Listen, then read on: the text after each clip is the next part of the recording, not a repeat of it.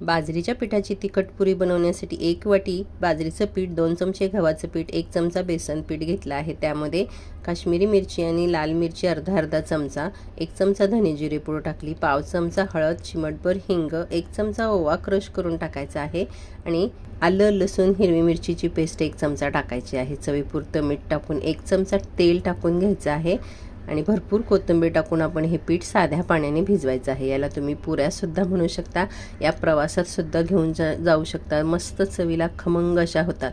5 मिनिटं पीठ भिजून द्यायचं आहे, जास्त वेळ भिजवायचं नाही.